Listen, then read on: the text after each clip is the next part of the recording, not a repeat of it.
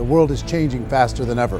What used to take decades is now taking years or even months. What you see right now is the illusion that people have had for many decades about the workplace being this secure place to work the rest of your life. For the first time in the history of our nation, our children will not do as well as us. We've seen our friends get laid off, we've been laid off, we've had our pay cut. People are overworked and underpaid. They seem to have less time and less freedom. They live under constant pressure. This is going to be forced. And so even if your employer loves you, they may have to cut you. There's something wrong that on Monday morning, the heart attack rate increases by 35%. Technology is accelerating, job security is declining. It just doesn't seem like the old models of making a living are as reliable as they used to be. Every aspect of our lives, there's a better way out there, but we're still doing it the old way. We live in the greatest country on the planet, and there are a lot of people sitting around complaining and being cynical. Like everyone's whining about this old model, and I'm like, why don't you leave it? Look at all this over here, look at all this opportunity. Since so much of our lives revolve around our work and the way we make our living, many people are thinking there just has to be a better way.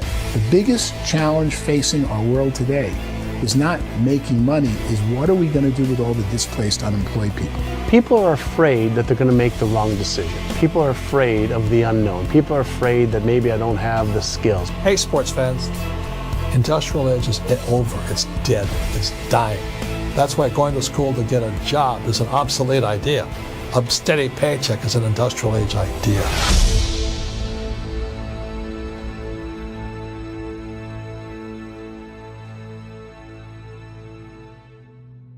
It's the search for answers that has brought us here together today. My name is Eric Worre, and for almost 30 years I've been an entrepreneur, struggling at times, but ultimately succeeding. As a best-selling author, speaker, and business owner, I've spent my entire career helping millions of people around the world to become entrepreneurs. And I believe strongly that there is, in fact, a better way when it comes to how we make a living.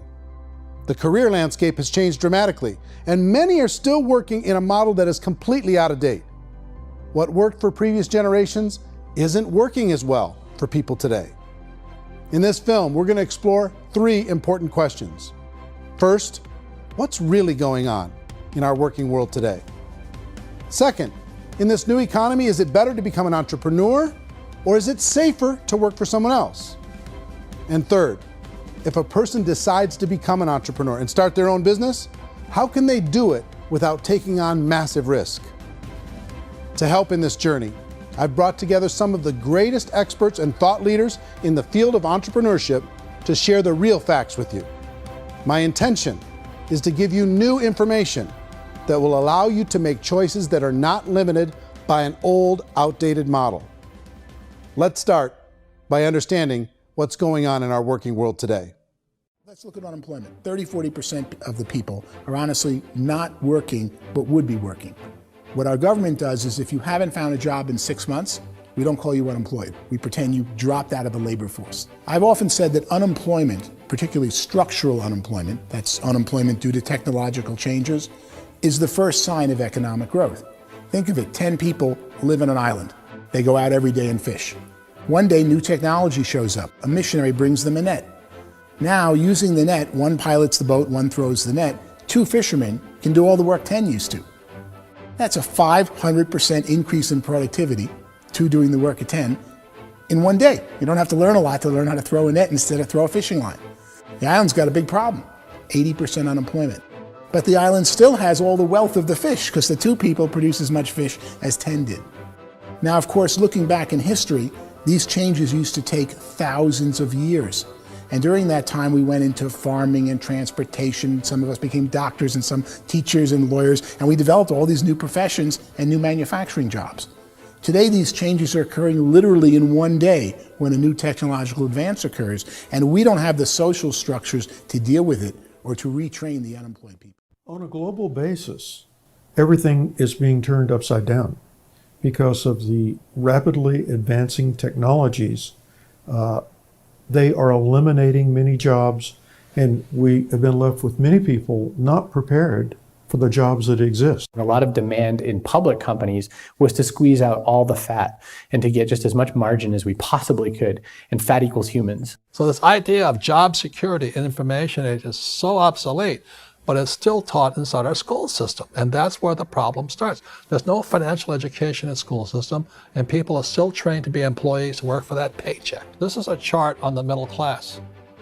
What's happening in the middle class, those that went to school, their incomes have been coming down for years. And parents still say to their kids, go to school, get a job. Now what happens to all those middle class people who are dropping off the ends of the chart? Well, they become what's called working poor. And this is what happens to working poor. But they say poverty is ending. Well, poverty may be ending, but working poverty is going up. And this is food stamp usage. So food stamp usage in America is going through the roof right now, because people cannot earn what they call a living wage. Most people have experienced financial pressures that I think are probably greater than they have been in the past. If you're not working for yourself, then it's going to be a pretty hard road for a lot of people. Today, if you're going to control your future, the 40-40 plan is gone, where you can graduate from college and get a job and work for 40 hours a week for 40 years. That day is gone. So some of these charts actually tell you what's going on. And this is a really interesting one, you know. People are going back to school because if I go back to school, I'll get a nice job. But this is what's happening to, it's called Sallie Mae, which is the student loan guys. Student loan is going through the roof. It's now over $1 trillion, and student loan debt is worse than credit card debt. So when people stopped using credit card, the government got people into student loan debt. And the problem with student loan debt is you can never be forgiven. See, with credit card debt, you can declare bankruptcy and then all's forgiven. But student loan debt, you can declare bankruptcy, you still owe it. It's the worst of all debt. But this is the next picture. Look at this chart here. This is what's happening to wages of college graduates. It's going down. So you go to college, you rack up all this debt, but you earn less money. Now, that's not that intelligent. Average person who's been working a lifetime in America today is ending their lifetime at 65 with about $41,000 in assets. They earned just enough to survive. You know who I feel sorry for? I feel sorry for the person who dreads going to work, who is sick to their stomach on Monday morning, who hates their alarm clock, who gets a little glimmer of hope on a Wednesday because it's hump day, and says, thank God it's Friday. And they live for those 2 days a week where they get to be themselves and they don't have to be around people they don't like, and they don't have to play the political game in the office, and they don't have to live this half life. The person that works 50 weeks a year just to be able to have the 2 weeks for vacation. And you know what happens to most of them nowadays? They don't have a vacation. They have a staycation. They have time off of work, but they don't get to go where they want to go because they're overextended. They've got all this debt. They got all this situation. They hate their alarm clock. They can't sleep until they're done. They have to spend most of their life in traffic. I feel sorry for that group of people because there's a better way. They just don't know it. And most people say, I'd love to be my own boss. 70% of Americans would love to be their own boss, according to recent polls. But they don't know how to get there. Because what are you going to do? One, you could buy an existing business. If somebody's selling an existing business, you have to ask why. Usually because it's probably hard. It's probably not making as much money as they hope. Two, they could buy a franchise. A little less risk, proven system, but it's expensive to be able to do that. Three, they could start something from scratch. And that's where a lot of people feel like, I don't have the chops to do it. I don't have the money. I don't have the product idea. I don't have the expertise. I don't have whatever it's going to take to be able to get there. And I can't risk my family to do it. So fourth, they could become an investor.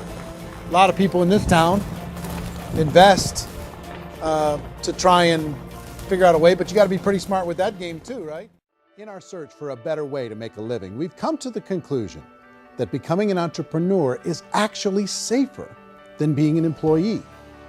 And through our look at the entrepreneurial options, one particular path kept coming up from expert after expert. And I think most people will find it surprising because it's certainly a non-traditional business model. That model is for people to start their own business and become an entrepreneur through the creation of a network marketing business. Some people call it direct selling because the product is being sold directly from the manufacturer to the end consumer, cutting out the middlemen. Other people call it multi-level marketing, or MLM, because there are multiple levels of commissions paid. The most common term today is network marketing, because network marketing best describes using a large group of independent distributors, independent entrepreneurs, to move a product or service more efficiently. A traditional company will spend up to 50% of their total revenue on marketing. Network marketing companies use a different approach. Instead of having all that extensive marketing expense, they utilize a network of independent distributors to do the marketing for them. Now, why do they do this? First, because word-of-mouth advertising is so much more effective today than traditional media advertising. Second, some products need to be explained or demonstrated, and an independent salesperson can do that more effectively than an ad campaign. Third, it's completely efficient. The company only pays for the marketing of their product if a sale happens and not before. Imagine if Amazon allowed you to become an independent distributor and paid out 40% of its revenue to that distributor group. All you had to do as a distributor was recommend a product, and if a person bought it on Amazon, Amazon would take care of all the logistics and you'd get paid for bringing the customer. Now imagine you got paid for every purchase that customer made for the rest of their lives. Well, Amazon doesn't offer this option, but network marketing companies do. 85% of all buying decisions in our society are made as a result of word of mouth or reputation. We're recommending things to each other all the time. You know, who's your dentist? Who's your doctor? Who's your lawyer? What detergent, are you using? What legal system are you using? What product are you using? We're talking to each other about the things that we love anyway. When you go into a big box retailer, you're lucky if the clerk looks you in the eye, much less gives you any detailed or accurate information about what you're purchasing. So of course, this personal information, this education coming from a friend, a neighbor, a relative, or even a stranger, but one who has experience with the product is extraordinarily valuable. As a matter of fact, network marketing can educate consumers probably better than any other form of marketing. It certainly can do better than advertising because advertising usually has a certain hype to it and you can only get limited information. So, network marketing trumps advertising. Network marketing is the only industry that doesn't say your past determines your future. It looks at your past and says, okay, now what can we train you to do so you can have a great future? Every other employer out there wants to exploit you for what you already know, not teach you something new. Network marketing has the potential to save the United States and the world because it's going to teach people not to be employees, but to be entrepreneurs. According to the Direct Selling Association, if you add up all the network marketing companies around the world, they combine to do over $178 billion a year in retail sales. To give you an idea of how big that really is, the NFL, the National Football League, does approximately $9 billion a year. The music industry does a little more than $16 billion a year, and the movie industry does about $80 billion a year. Using a conservative average, network marketing companies pay their distributors about 40% of that $178 billion in the form of commissions, which adds up to more than $71 billion a year. That's almost $6 billion a month. It's almost $200 million in commissions every single day. So it's certainly working, and people are making serious money in network marketing. With the growth of the direct selling industry over the last 10, 15, 20 years, we've seen a broader understanding of the channel. We have seen more and more people getting involved in the business, so our penetration in the marketplace has increased, and thus the understanding in the marketplace of who we are has increased. And we've seen non-direct selling companies look at the direct selling model and say, something's going on there. People are making money, companies are being profitable, individuals are being motivated, product is being delivered to market. Maybe we should explore this. Some people think only the people at the top make money. Well, let's take a look at that as well. In the network marketing profession, there are roughly 500 people in the world who earn over $1 million a year. If you round that number up to $2 million a year, that adds up to about $1 billion a year. That takes the $71 billion paid out each year down to $70 billion. So where does the rest of the money go? The vast majority goes to part-time people making anywhere from a few $100s a month to many thousands of dollars a month. It goes to people who choose to make it a full-time career move and earning even more than that. Every day, people are using the money they earn through network marketing to pay off debt, have more fun, and improve the quality of their lives. So I've taken a look at the network marketing profession and really tried to understand why so many people are confused as to the validity of this as a business. One is this pyramid shape. People get really messed up with this pyramid. Oh, it's one of those pyramid things. So I just think there are a lot of haters out there who really don't understand the industry and say, oh, it's a get-rich-quick scheme. It's a pyramid. Well, corporate America is a pyramid scheme. You know what I mean? It goes like this. You have thousands of MBAs, let's say working for Ford or General Motors or Coca-Cola. If all these MBAs are all trying to get to here, that's a pyramid. Only one guy's going to make it. Every 10 years, one's going to make it. Whereas you look at network marketing, it's like this. So you're here, and your job is to develop other CEOs coming up behind you. So it's an inverse pyramid.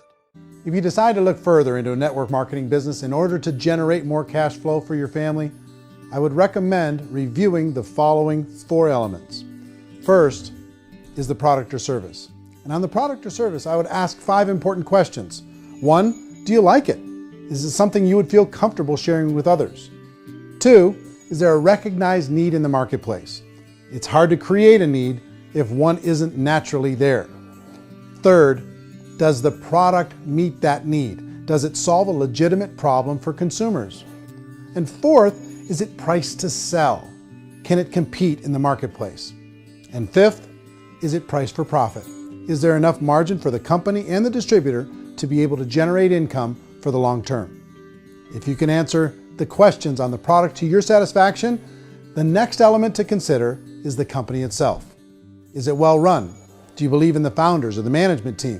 Do you feel they have what it takes to go all the way? See, it doesn't matter how good the product is if the management can't take care of the company. Good management can change with the times. They can handle adversity.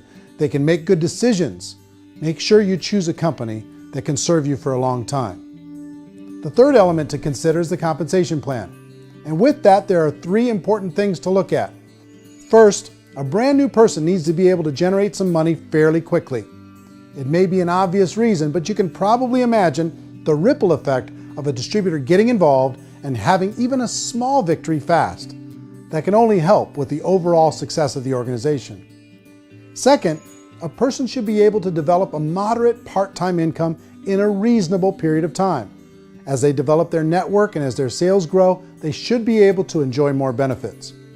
And third, for the people who are really serious, for those who decide to really go pro in the network marketing profession, there should be the possibility to make a serious full-time income if they work hard and are committed to developing their skills.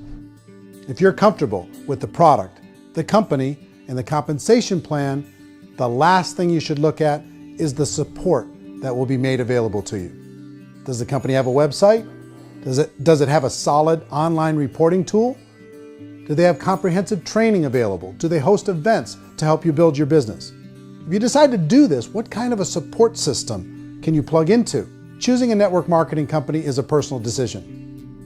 But evaluating the 4 elements of product, company, compensation plan, and support is a great place to start. This is a place where Martin Luther King Jr. had his famous "I Have a Dream" speech. And at that speech, he talked about his dream for equality for everyone around the world, and that's a noble dream. But I think more people need to remember what it was like when they were kids and the dream was still alive in them, before it got beaten out of them by reality, by this paycheck, by these responsibilities, and by having to live for this job to pay the bills. I think people need to remember that, go back to that. Once they know that there's a better way, I think their future is going to be much brighter. They can live a better life.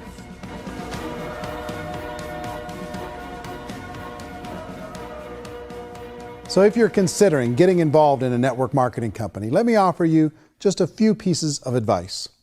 First, network marketing isn't perfect. It's emotional, it's challenging. Like any entrepreneurial venture, it can have its up days and its down days. But if you have an entrepreneurial bone in your body, it's just better. Second, if you're gonna do it, decide to be professional. Decide to go pro. It's better to do that than just be this amateur sticking your toe in the water. Third, as any professional, you're gonna have to learn some new skills. And I promise you, inside of the network marketing profession, they're not too difficult to learn. Fourth, like anything worthwhile, it's gonna take some time. Don't expect that you're gonna get to the finish line right out of the gate. And fifth, it's worth it. It's worth it to be able to take charge of your life again. It's worth it to be able to control your own financial situation. It's worth it for the people you're going to be able to spend time with. It's worth it for the things you're going to be able to see and the experiences you're going to be able to experience. It's worth it for the causes you're going to be able to contribute to, the lives you're going to be able to touch, the customers you're going to be able to help, the friendships you're going to be able to develop. I promise you, it's worth it. Remember, most people are searching for answers just like you are. But I do have to tell you the catch to network marketing. If there is a catch, if you want to understand this from an emotional point of view, people say, well, it sounds too good to be true. It's not, it's hard work. But here's the catch. Most people still don't understand it. So you're going to have to endure the loss of social esteem from ignorant people. The uneducated will think less of you. Now, if you can handle that, you're on your way. If that's going to destroy you, you know what? Entrepreneurship in general probably isn't in your future. If you can face that catch, you can become unstoppable. I want everyone to really contemplate this if they're not in network marketing. You're in a job, you probably have a mortgage, you have rent, you have debt, whatever's going on. You're in a prison. You work just hard enough to keep them from firing you, and they pay you just enough to keep you from quitting. Come on! I've been there, done that, and bought that t-shirt. In network marketing, if you run into failure, it's really just a homework lesson for yourself. There's no one to blame. You really have no excuse not to be successful. You just don't. People don't want to hear that, but there's so much available to you. If you want to be a good network marketer, be a student to the people above you, be a fellow traveler to the people on the same level, and be a teacher to those below, and know when it's appropriate to do which. People who are not afraid of asking people to buy things, or not afraid of persuading people with a chance they may say no, these people own the future. Nothing happens until something moves. So you got to go move, you got to go do something, or nothing's going to change in your life. In the beginning, you're going to do a lot of things that you don't get paid for. But as you go down the road, you get paid for a lot of things that you don't do. And your job is rehabilitate the spirit, the entrepreneur spirit in all of us. Get it back. Either give it a strong yes or a strong no, but no wishy-washy, dilly-dally stuff in the middle. There's dreams and there are nightmares, but I believe that the biggest nightmare of all is when you don't pursue your dream. You're going to see some monumental growth in this profession. It's an exciting, exciting time to be involved with the network marketing profession. The next 10 years, I see just exponential growth. When that tipping point comes, it's not a matter of asking somebody, have you ever heard about network marketing? You're really asking them, which company are you building your wealth in? We are here to fix the world, to improve relationships with other people, to improve other lives. And the real reward comes as an entrepreneur in any level from teaching somebody something and watching them soar. There is no greater reward.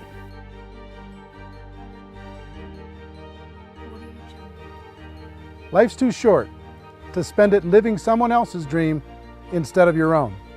It's too short to spend it living at a fraction of your potential. Can being an entrepreneur be a challenge at times? Sure. But here's what you get in exchange. It can be yours. Something that you built, something that you created, something that you made happen.